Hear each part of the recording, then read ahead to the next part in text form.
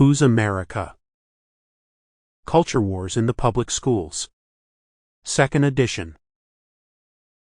By Jonathan Zimmerman.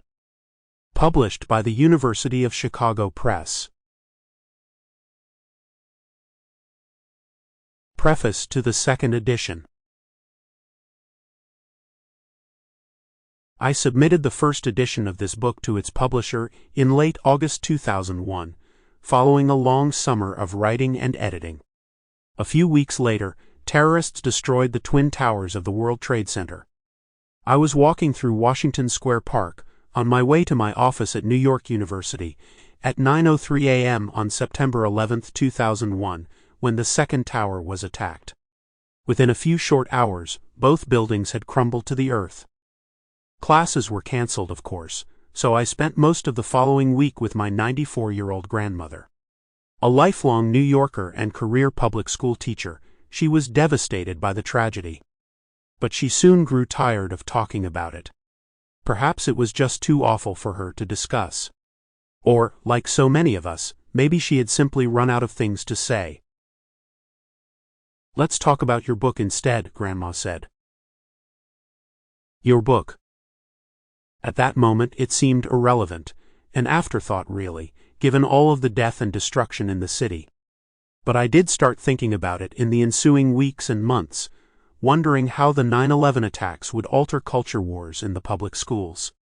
I had concluded the first edition on a plaintive note, worrying that our conflicts over religion were insoluble, and conflicts over history had the wrong solution. Religiously inflected culture wars, over prayer, Bible reading, and sex education, involved claims that simply could not be squared with each other. By contrast, our history wars lent themselves to a come-one come-all compromise that admitted more and more Americans into a shared but largely unquestioned narrative of progress and opportunity.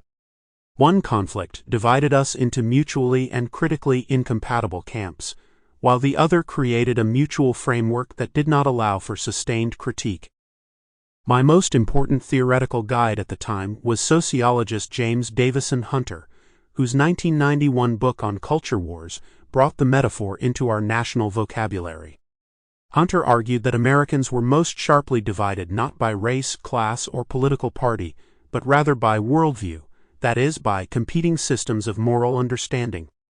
The culture war framework gained more attention the following year, when GOP provocateur Pat Buchanan told the Republican National Convention that the 1992 battle for the White House, pitting President George H.W. Bush against a Democratic governor from Arkansas, Bill Clinton. Sample complete.